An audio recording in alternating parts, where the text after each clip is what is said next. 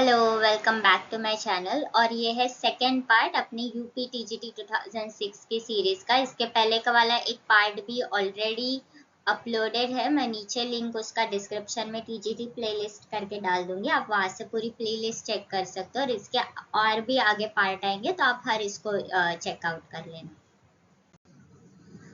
First question है हमारा, Wordsworth compose some of the finest poem during 1778 to 1779। ये period में वर्ड्सवर्थ काफ़ी ज़्यादा प्रोलिफिक थे, उन्होंने काफ़ी ज़्यादा पोएम्स लिखे थे और वो भी उनके उनके करियर की जो भी टॉप पोएम्स है या सबसे अच्छी पोएम्स है वो उन्होंने इसी पीरियड में लिखी थी। और ये वो पीरियड है जब उन्होंने लिरिकल बैलेट लिखा था। The regular ode is a close imitation of Pindar. तो पिंडार के ओड लिखने का एक तरीका था, जब उसको फॉलो किया जाता है तो वो नॉर्मल रेगुलर ओड होती है। तो मतलब पिंडार का जो था कि स्ट्रोफी, एंटी स्ट्रोफी, कोड वगैरह ये सब होना चाहिए, तो वो सब रेगुलर ओड का एक पार्ट है। मैंने पिंडार के या फिर ओड के जितने भी टाइप्स है उस पर एक ऑलरेडी वीडियो बना के रखा है, उसका भी नीचे आपको लिंक डिस्क्रिप्शन में प्लेलिस्ट मिल जाएगा टाइप्स ऑफ पोएट्री में, आप उसको चेकआउट कर लेना। Geeta dash 100 times every day. तो एवरी डे मतलब वो हर दिन वो काम कर रही, तो वो कंटिन्यूस चालू है, प्रेजेंट में चालू है, तो वो आएगा स्किप। गीता है इसलिए एस लगा। स्किलफुल का मतलब होता है एड्रॉइड। स्किलफुल का मतलब जिसमें काफी सारे टैलेंट्स है, स्किल्स है, तो उसके लिए एक और वर्ड भी है एड्रॉइड। इसमें गलत स्पेल्ड वर्ड बताना है तो वो है पैसेज, ई नहीं आना चाहिए यहाँ पे। नेक्स्ट है the dark lady appears in the sonnets of Shakespeare. तो शेक्सपियर का जो सोनेट कलेक्शन है पूरा, उसमें कुछ सोनेट्स है जो फेयर यूथ के लिए डेडिकेट हुए हैं और उसमें से कुछ सोनेट्स है वो डार्क लेडी को डेडिकेट हुए हैं। सोनेट का भी आपको सोनेट के फीचर्स वगैरह वो सब भी आपको वो टाइप्स ऑफ पोएट्री वाले सेक्शन में मिल जाएंगे, आप वहाँ पे उसको चेकआउट कर लेना। Which is the correct medium of idiom backed up. मतलब बैक्ड अप फ्रेज का क्या मतलब होता है, सपोर्टेड। तो जब भी आप कोई चीज बोलते हो और कोई उसको सपोर्ट करता है तो मतलब वो आपको बैक कर रहा है, आपको बैकअप दे रहा है। टू करेक्ट इन्फिनेटिव बताना है यहाँ पे, dash is difficult for the sinner. To pray is difficult for the sinner. The plural for handful is, handful का प्लूरल आएगा हैंडफुल्स, यहाँ पे एक एल निकल जाएगा और एस लगेगा। John Galsworthy was a son of a lawyer. John Galsworthy के जो डैड थे वो लॉयर थे।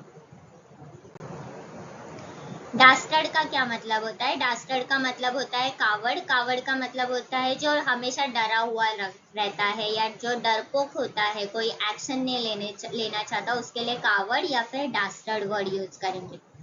She often goes to the cinema. तो इसमें एडवर्ब ऑफन है तो वो क्या डिनोट करता है, वो फ्रीक्वेंसी। ऑफन का मतलब होता है कई बार या फिर बार बार, तो वो फ्रीक्वेंसी बता रहे कि वो कितने बार जाती है वहां पे, तो वो एडवर्ब ऑफ फ्रीक्वेंसी आएगा।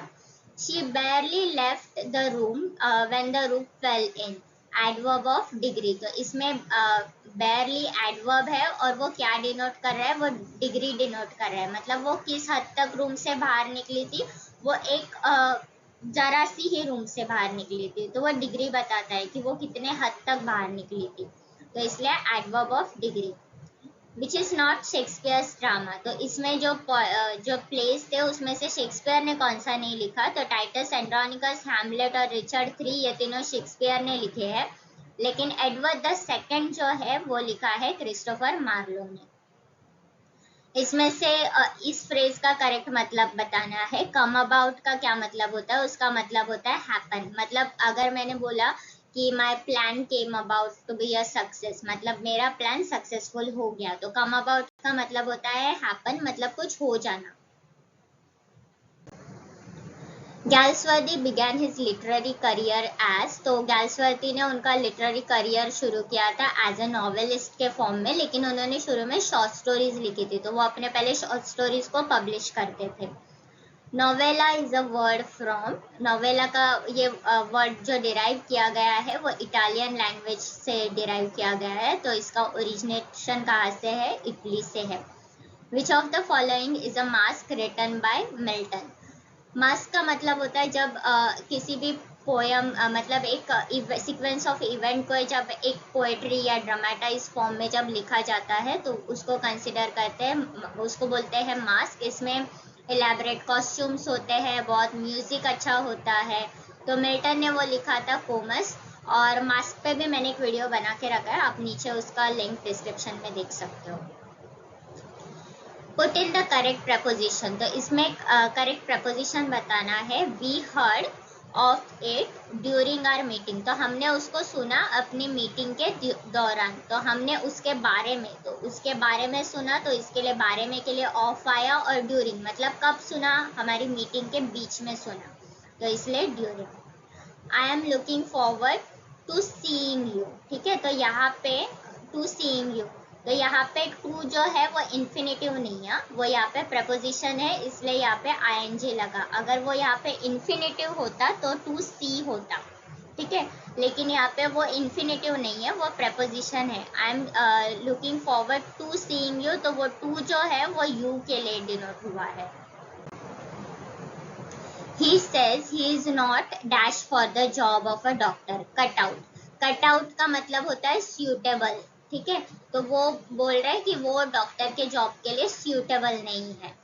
He is repairing his car with the view to selling it. Again यहाँ पे टू सेलिंग, टू इन्फिनेटिव नहीं है, इसलिए ये आईएनजी में आया, वो प्रपोजिशन है। तो वो अपनी कार को रिपेयर क्यों कर रहा है, क्योंकि उसको उस कार को बेचना है, वो बेचने के लिए उसको रिपेयर कर रहा है, तो बेचने के लिए है ना, तो इसलिए टू है, टू यहाँ पे प्रपोजिशन है, इन्फिनेटिव नहीं है। Our school library boasts many dash editions of the dash classical writers. तो ओल्ड जब एडिशन बुक वगैरह की बात की जाती है तो ओल्ड होता है, और क्लासिकल राइटर्स की जब बात करी जाती है तो उसके लिए हम लोग यूजुअली एंशिएंट एडजेक्टिव यूज करते हैं। तो our school library boast of many old editions of the ancient classical writers. As sheep are to the flock, so are the cattle to a dash herd. तो sheep का जो group होता है उसको बोलते हैं फ्लॉक। कैटल मतलब अपना ये गाय भैंस जो होते हैं उनके लिए वर्ड यूज होता है, उनके ग्रुप के लिए वर्ड यूज होता है heard. Next to but not necessarily touching is adjacent. Adjacent मतलब उसके साइड में ही होता है, लेकिन टच उसको करना जरूरी नहीं है। तो आपने ऐसे सुना होगा, ऐसे रूम्स के बारे में काफी बार ये डिस्कशन किया जाता है, that is adjacent to the kitchen, या फिर that is adjacent bathroom, gallery is adjacent to the bedroom. तो मतलब वो बेडरूम के बाजू में है या फिर बेडरूम के सामने, मतलब उधर ही है, लेकिन ऐसा जरूरी नहीं है कि वो बेडरूम से कोई टच करे। तो एडजेसेंट मतलब उसके नेक्स्ट टू। या फिर अगर मैं बोलूँ कि Shyam's house is adjacent to Ram's house, तो यहाँ पे अगर सपोज राम रहता है तो श्याम का घर यहाँ पे भी हो सकता है, तो वो उसके बाजू में ही है, लेकिन यहाँ पे फिर शायद पेड़ हो सकता है या फिर किसी और का घर भी हो सकता है। तो वो कुछ हम लोग ये नहीं बता सकते, श्योरली नहीं बता सकते, लेकिन बाजू में ही जब होता है, बट नॉट नेसेसरीली टचिंग। तो ये घर एक दूसरे को टच नहीं कर रहे, लेकिन एक दूसरे के बाजू में है, नेक्स्ट टू है मतलब उसके साइड में ही है, तो that is adjacent. So that's it for this video. I hope आपको वीडियो अच्छा लगा। अगर वीडियो अच्छा लगा तो प्लीज़ इसको लाइक करना, इस पर कमेंट करना, चैनल को सब्सक्राइब करना, और हो सके तो अपने फ्रेंड्स एंड फैमिली के साथ भी इसको शेयर करना। Thank you.